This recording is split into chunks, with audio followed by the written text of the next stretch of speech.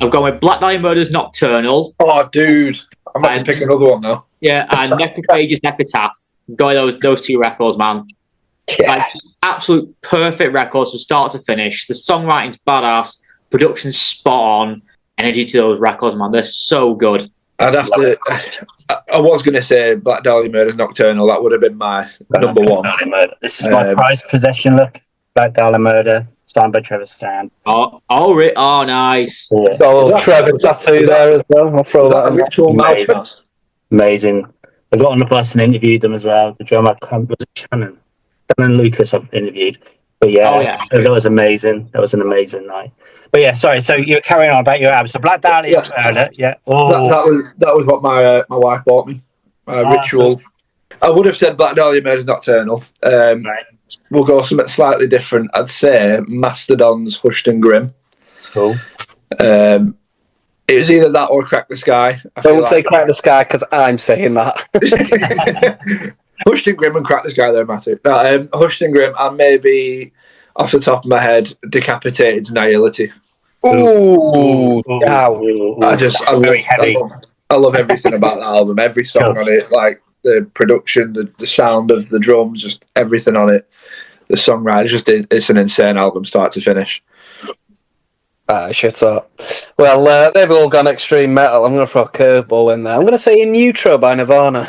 That's not a bad album. It's the first one I ever bought. It's the first album I ever bought with my own money, and I still listen to it to this day. It's just one of those that's sort of ingrained in my DNA at this point. And it's got to be Crack the Sky. Excellent. Yeah. Well, story about Nirvana, right? I'm so fucking old. I remember watching them on Raw TV at 3:00 in the morning. It used to be Raw TV. Raw Power, it's called. Raw Power. They played Smells Like Teen Spirit. First time it was ever aired. I remember watching it going, what the fuck? It was fantastic. It just changed the world, didn't it? It just changed the world of music. It was just, It certainly does. Mind-blowing. All right, then. Can you give us 2 musicians each that are your favourites, but with your... Right, yeah. In fact, it's kind of hard to pick because there's a lot of musicians who've influenced me over the years. We've had to pick 2. I'd maybe say Mohammed from Necrophagist and Pat O'Brien, formerly of Cannibal Corpse. Bloody hell, I've heard his name for a while. Pat O'Brien's like my style icon. I want to be Pat O'Brien so badly. Yeah, he's been out of the spotlight for a little while. Yeah, but he's supposed to be making a solo album. Apparently, he's also joined the X-Order. He's joined as well. Oh, is he? All right. I believe he has. Yeah, he's telling me. I'll check that out. Right, okay. Yeah, he's back on the road with X-Order and doing his solo album as well. Apparently, but he is just the coolest fucker in the world with the most metal guitar rig ever, and he's absolutely brilliant. And then Mohammed, what I love about him is just is those bands like Necrophagist and the Faceless. They kind of like, as well as like bands like Megadeth and stuff, like they taught me that like you can have like a singular visionary type of songwriter who can like lead a project, and their kind of like leadership skills and their compositional stylings have influenced me a huge amount over the years, especially with my own projects as well. For me, might sound a little bit, well, not generic, but I want to say Mahaffey from Trivium. 2 reasons. 1, biggest advocate for mental health back in 2005, 6, 7 or whenever. No one else was really talking about it back then too much, I don't think, or not to the level that he was. So he's always been like a sort of champion for that. So, and I don't know, he's just his work ethic is insane. Like even back in the day, but now especially like when he does the Twitch and he's like doing it 6 days a week, 8 hours. It's crazy. I don't think anyone works as hard as that guy in metal. Another one I would say. I'll go with Josh Middleton from Silosis. Okay. I love the Matt Heafy one. You're the second person that said Matt today, though. That's cool. Oh, yeah. Yeah, I'll say Josh Middleton just because he's cool. And he's a fellow UK dude. He's just cool, isn't he? I'd say the obvious choice, Brandaler, Mastodon.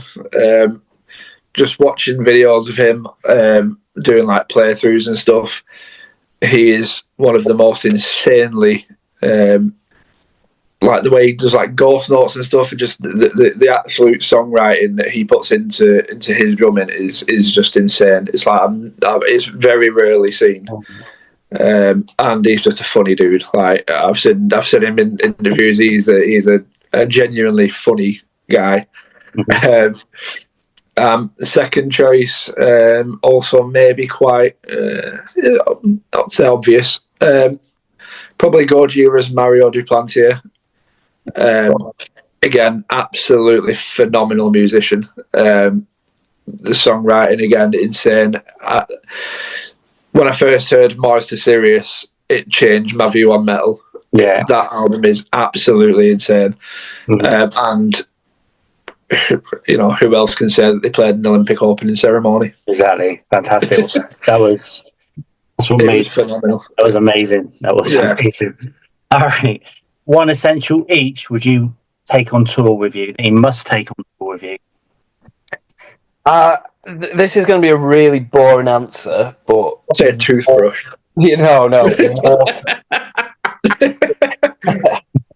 I'm not taking a toothbrush on tour. No. You return it on tour. Yeah, of course. Use mouthwash. You'll go to a venue and you'll just get the fucking grubbiest tap water.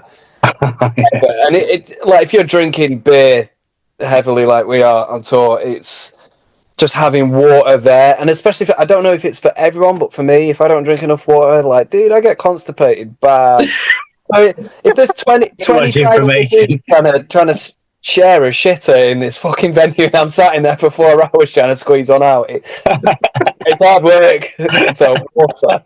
Take water on tour. It's This is a genuine tricky one. I'll let Danny go first so I can think of something.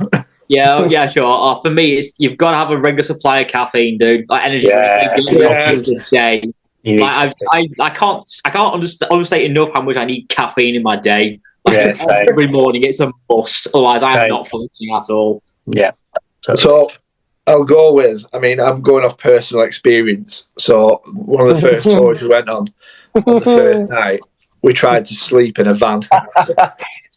And it did not go very well. If I had a pillow, I think it would have changed it. So if I had like a little travel pillow, something like that, then maybe it wouldn't have been quite as bad. Instead of sitting in abject silence for 8 hours with my eyes closed because I didn't sleep at all. I thought you were going to say earplugs or something. Like, if you think you're mates with someone or you're close to your bandmates, go on tour with a snorer. That'll fucking test your relationship. Yeah. Christ. Yeah, I mean, the windows were rattling. Yeah. Which musician would you have in your car for a 24-hour road trip, dead or alive? Ooh, just one of you two go first. Oh man, I mean, my go-to answer might be Eddie Van Halen. I think he's just a cool guy. Obviously, super into his music and very passionate. Good, like just a good all-round dude as well. I think. Yeah, totally. Who's next? There you go. Need more time. I need more time for this.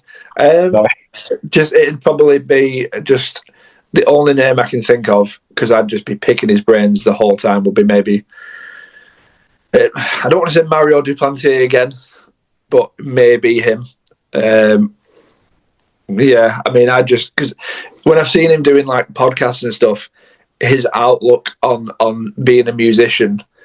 Even just watching him in like half an hour interviews, I feel like if I spent a day with him, it would change my entire outlook on being a musician. I mean, it's whether he can last 24 hours with me asking him loads of questions and annoying him the whole time.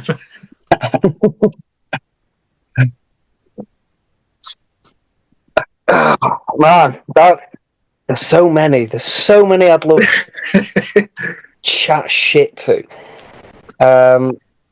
This is going to sound really weird because it's like not a metal musician or a musician from the past 70 years, but I'd like to speak to John Coltrane. I'd like to know what it was like making the music in that time, in that era, because where we're at now with music, and it's like so accessible and it's so easy. It's like, obviously, black musician in America at that time, very difficult. I'd love to pick his brains and sort of understand where he was coming from with some of his compositions, because they are wacky. Awesome. All right. So the next one, if there was a made-up song, like a totally made-up song about your personality, what would it be called? Oh, wow.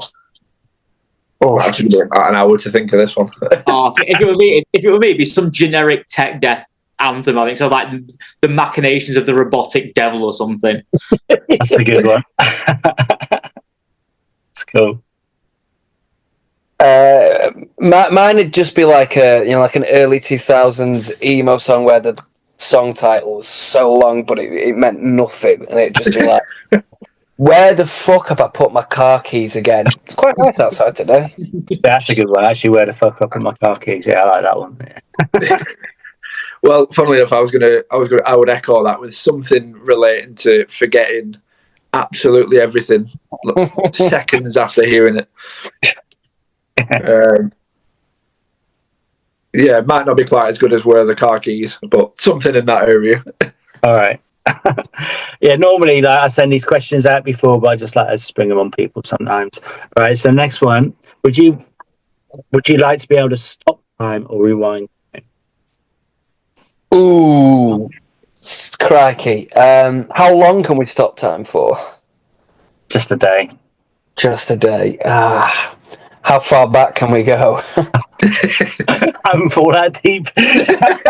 Within our lifetime. Within your lifetime, yeah. Any day, like, you could just stop time, like you go back in the past, yeah. It's funny because it's not a song about this, but like "Oh Father Time" on our record is kind of about like struggling to let go of the past, and I don't know. I think, yeah, I have moments quite a lot where I'm like, I'd do anything just to go back to this for a week. Yeah. So I think I'd probably take the past just to go back in the past, but yeah, I think not a healthy place to live. I think I'm quite a believer in sort of the butterfly effect. Like, I think, small changes in the past could potentially affect the future. However, if it didn't, I'd go back in the past because I'd love to relive some of the stuff that I did. Just the stupid stuff, all the stupid stuff I've done. I'd be able to sort of rewatch it happen again. Yeah. I think if you go back a rewind time, if I could relive any point, it would be like sort of 2013 to 2015 when I was back at uni, that time period. I had such a good time. Like, I did doing my degree at the time, really enjoying that. I was putting together my first albums and firstly getting into audio production for the first time. It was all fresh like that, and I went to some amazing gigs. I travelled the UK a lot. Like, that to me was like such a perfect snapshot of what a good time is, I think. Fantastic. Okay, so the next one. Do you prefer death metal or thrash metal? Death metal. The thrash metal thing, like I started on thrash when I was about 15, I think, and I got obsessed with Megadeth, like so much. And then from there was other bands like I got into like Evil, got into Warbringer, got into Havoc, bands like that. So I started with thrash metal, but then I got introduced to death metal when I was about 16, I think, by a mate of mine in high school. Like, he showed me Necrophagus, he showed me early Cannibal Corpse.